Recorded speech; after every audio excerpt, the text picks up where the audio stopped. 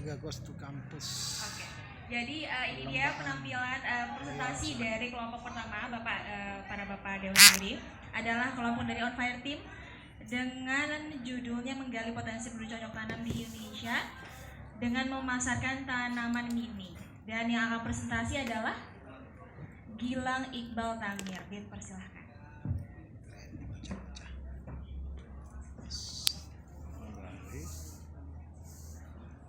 Jurinya adalah Pak Rijal, dosen senior. Assalamualaikum warahmatullahi wabarakatuh. Shalom, Om Swastiastu, Namo Buddhaya, salam kebajikan. Yang terhormat kepada Dewan Juri yang sangat tampan sekali nih, sudah berada di dalam ruangan yang diberkati ini.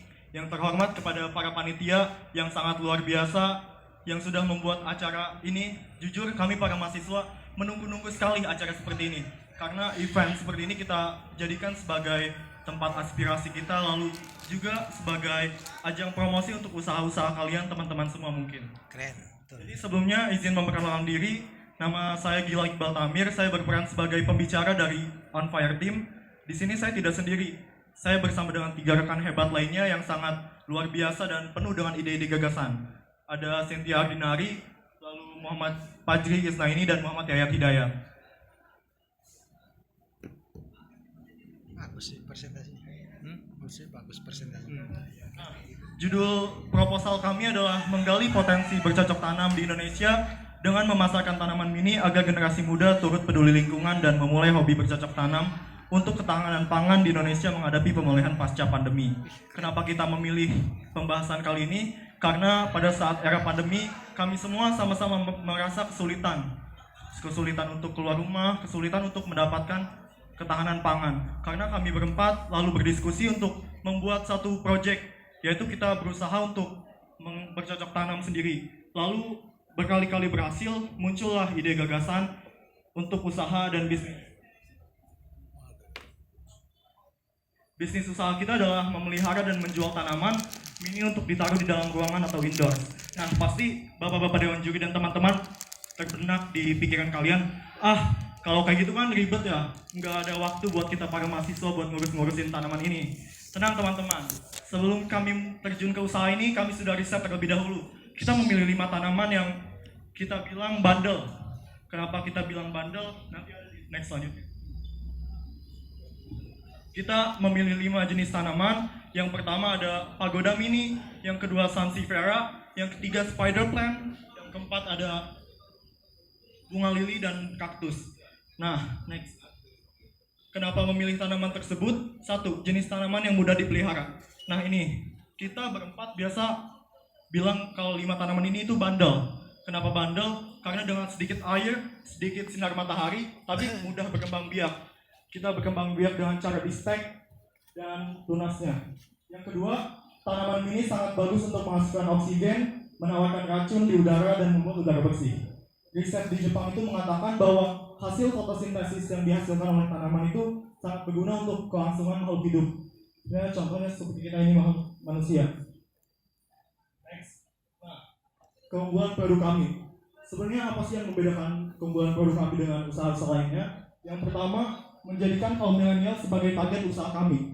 Kenapa kaum milenial kita jadikan target utama? Karena yang pertama, kami ingin mengubah mindset, pola pikir para remaja untuk setidaknya ikut andil dalam penyelenggaraan penyelamatan dunia.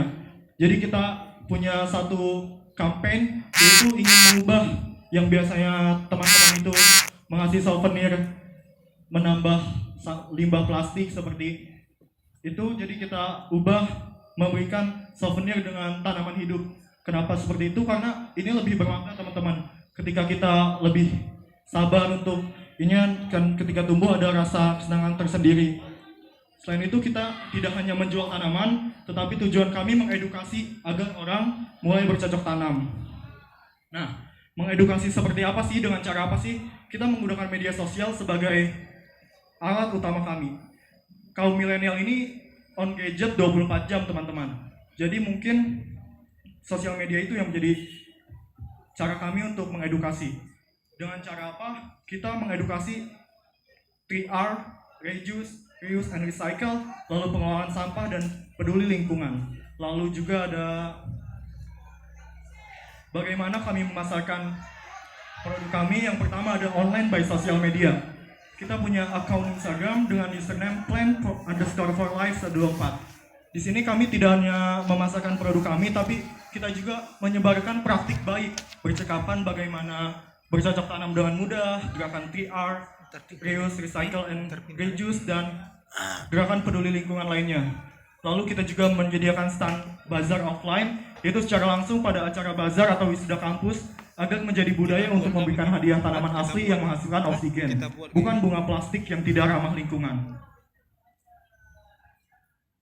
Dengan memasarkan tanaman mini, khususnya di kalangan mahasiswa, kami mengajak generasi muda untuk satu, peduli lingkungan. Indonesia negara luas dan subur.